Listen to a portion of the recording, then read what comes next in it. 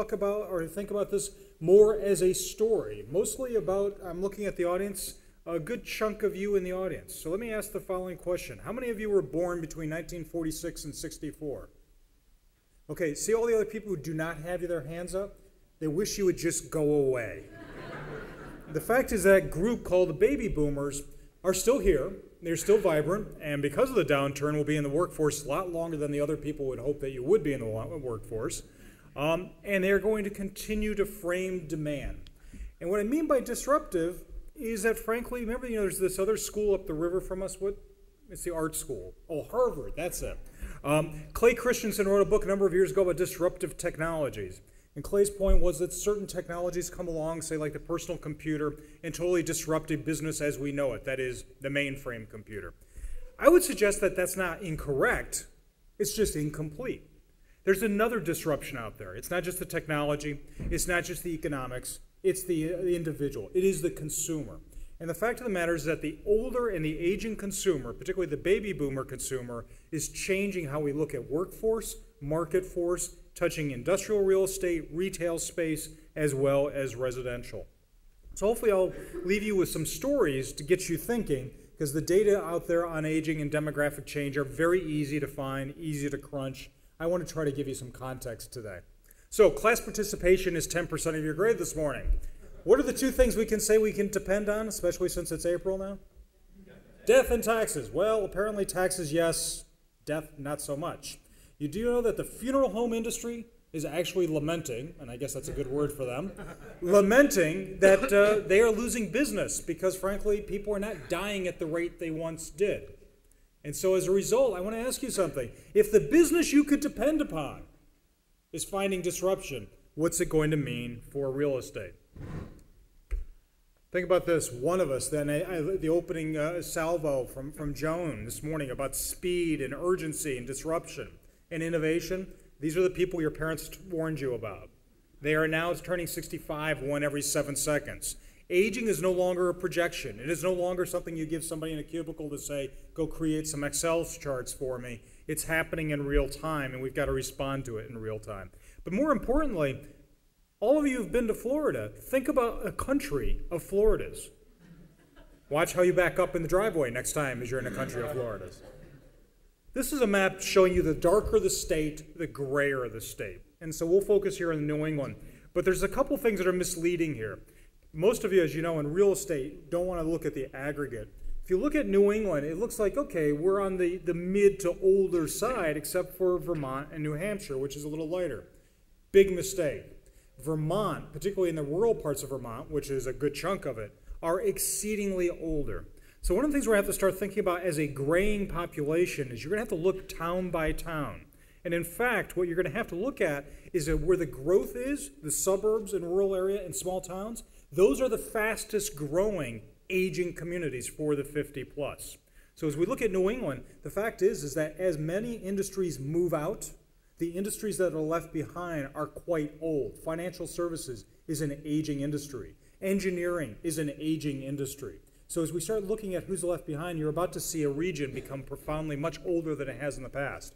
So if you look at the Rust Belt, you look at the farming belt, and you're like, the Atlanta, Georgias, the Sun Belt, those are younger because people are moving. And yes, there's a higher concentration because also for those who can move and retire out there, they're doing that as well. And we'll talk a little bit about where retirement is ending up in a moment.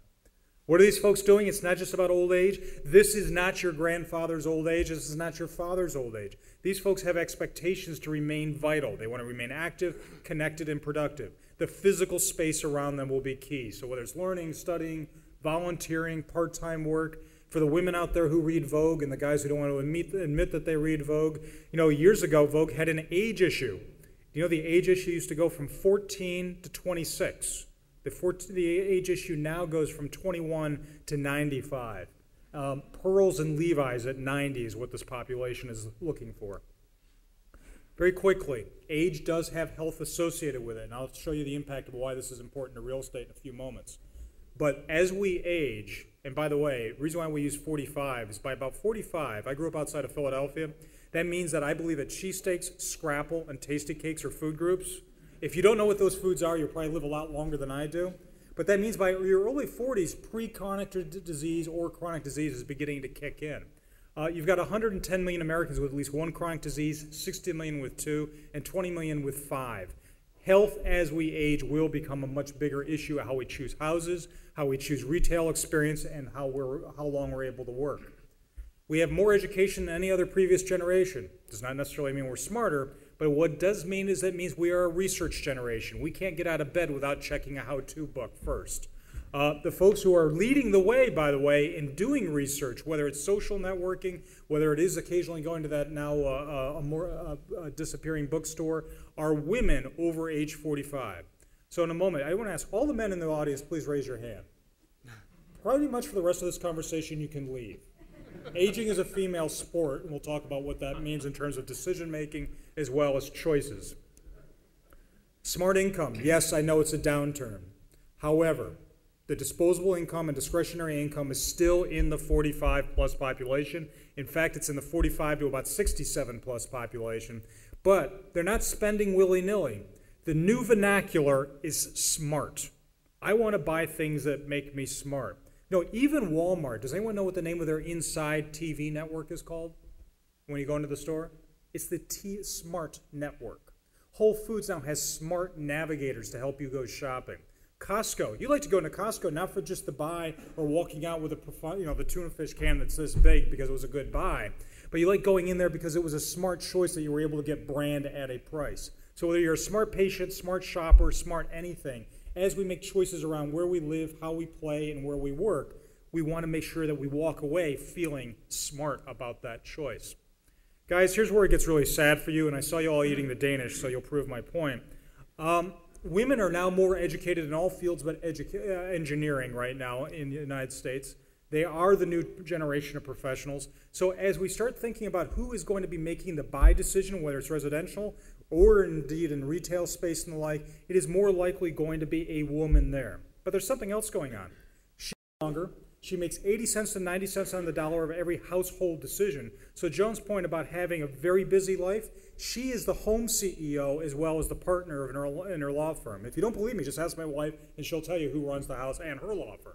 So the idea really to think about here is that women are living longer, they're in charge, but there's something else. They're also in charge of caregiving. They are the vector decision point of where their parents live and how they live. And if your husband does not have an older sister, where your in-laws are living and moving and playing as well as their own household. So really, if you want to understand an aging population, don't look for that 65-plus population as much as you really want to understand how women between 45 and 55 behave, because they're the ones who are more likely to be in charge. Guys, the reason why this is not going to be fun for you is something else is going on. If you think about real estate and its connection in many ways to transportation, it's about activity centers, creating the activities that people want to go to and do and be at. As men age, and the women here will probably verify this, believe it or not, we turn inward. How many of you golf? Okay, I agree with Mark Twain. It's a good walk ruined. Sorry, guys. But let's say Dad golfs. Where's Dad? Dad just retired. We'll give him a pretty good income. Dad's on the golf course. Where's Dad? Well, Dad's in the yard. Where's Dad? Dad's in the garage. And my folks are from upstate New York. We don't know what this means, but where's Dad? Dad's puttering in the basement. No one knows what that means. Where's Dad? Dad's on the couch. Where's Dad? Dad's gone. Mom, particularly after age 55, by the way, since she is now not the 20-year-old kid from MIT, but now the 55-year-old woman whose kids have gone to college, the fastest growing entrepreneur set, not just in the United States, but in North America. Where's Mom? Mom's out with her friends. Mom's working part-time. Mom may even be working full-time and starting a business. Whereas Mom, at the very least, is out with a book club, grandchildren, or the like. As women age through their 60s and in their 70s, they're actually moving out while he's saying, hey, I'm home, let's sit on the couch and talk about our life. She's already got a life and moving out. So as we think about women, it's not just about their numbers. It is not just about their education. It is about their activity. And in terms of activity, just very quickly, they're responsible for 80% of all home improvements, home location decisions, healthcare decisions, and look at this. Women are now buying homes at twice the rate of men. Aging in place. How many of you are banking or in the business of really planning for that big retirement move of folks moving to where the sunshine is? That's good. We can talk about them behind their back now. Good luck with that. Because even when the economy was doing very well, less than 9% of the aging population ever went to the Sun Belt or to Florida or to Arizona. And when they did, when one of the partners was ill or worse, guess what happened? They ricocheted back to the closest adult daughter, usually the oldest adult daughter they could have. The vast majority of older adults in the past, and so far the data for the baby boomers remain the same, that by the time you're 50, your marriage, your mortgage, your memories are in one place. The likelihood of you leaving is very, very small. And given the dent in the economy right now, even those who had an inkling of moving, not very high. So this means a lot for suburban growth and who's going to buy those houses in the future, because A, they may not be out for sale, but as you look at the demographics on the side at another time, you'll notice something else, and many of us can attest to this. We had far fewer children than our parents. And so while the X generation and the Y generation would wish we'd get out of the way, for about 10 to 15 years, you've got a dip in the population. So who's going to buy our McMansions now is a bigger question. In many cases, not only do these folks live in aging in place, but 70% of the 50 plus in the United States live in rural and suburban areas where there's very little accessibility beyond the car or even sidewalks for that matter. Livable communities will now become the new vernacular, not just from a policy standpoint, coming out of Washington, coming from AARP, and coming from general idea of how to develop real estate, but the new connectivity that older adults are going to require as they become more frail and as they want to have the intensity, the density, and the diversity of amenity around them is going to become the new fill-in opportunity in suburban areas. But something else is going to come on. Real estate will no longer be about the design, no longer be about the product per se. It will be increasingly, because of this population, about the service. I would suggest to you that one of the biggest disruptions we've had out there is innovation in aging is that little piece of paper you see on the side, Beacon Hill Village. Yes, from Beacon Hill here. A group of people from Beacon Hill got together and said, you know something, we like where we are. We want to stay where we are. Let's create a set of co-op services at a high end that we will procure to enable us to stay here to age in place. Geriatric care from Mass General. Yes, trash pickup, shopping, theater tickets, getting together. This is not just a Beacon Hill phenomenon. Do you know that this so-called village movement has become so powerful, it is now being replicated across the United States, New Zealand, Europe, and elsewhere? So folks, as we think about designing the community, you have to design not just where the chairs go, where the lighting is, and where the building and retail is, but where do the services fit in? The house is about to get smarter. You didn't think you were going to have a talk from MIT without talking about how much intelligent technology is going to have a role. How many of you have been to Japan? Anyone here? Anyone used a smart toilet? Anyone been accosted by a smart toilet? Well, we'll keep this clean because it's close enough to breakfast, but smart toilets, and they're made by Toto, Panasonic, and Kohler is now looking at them as well, download, and we'll use that in a computer science sense, information about the user. And then upload that information, blood glucose, temperature, body weight, blood pressure, whatever it might be, to call centers. In this case, Tokyo General Hospital is tied to a number of these and the like. This is the VIP toilet, that's the brand, from the UK.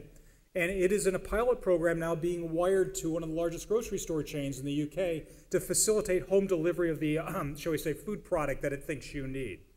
What you're looking at is a movement of where real estate in any sense, whether it's the workplace or the home place, is a services platform and not a place to keep the rain off. Walgreens now has moved very large into not just putting stuff on the shelf, but they now have a home care business with home care delivery of medical equipment and nurses. Where's this going to go? How do you take delivery? How do you redesign both the retail space for that kind of logistics, but the home and the apartment complexes of the future to be able to facilitate the new technologies that are going to be facilitating a checkup a day? So I'll skip through this very quickly, but I'll give an example. Xfinity and Philips developed this, being able to do a checkup a day from the television and being able to have a video conference with a doctor in real time, and then delivery of medications, reminders, information, and the like. This is being demonstrated in Philadelphia as well as in Europe. Essentially what I want you to think about is that there will be places in the house now that will have to facilitate a number of providers that will be engineered and hardwired into the home. Yes, the Help I Fall and Can't Get Up services, but the home nutrition services, the medical condition services, as well as just the convenience services for those of us that are caught between parents, kids, jobs, and life. And so where do we start putting those places? Is there going to be a new medical center in your bathroom or in the kitchen? What's the new design of the house to be to facilitate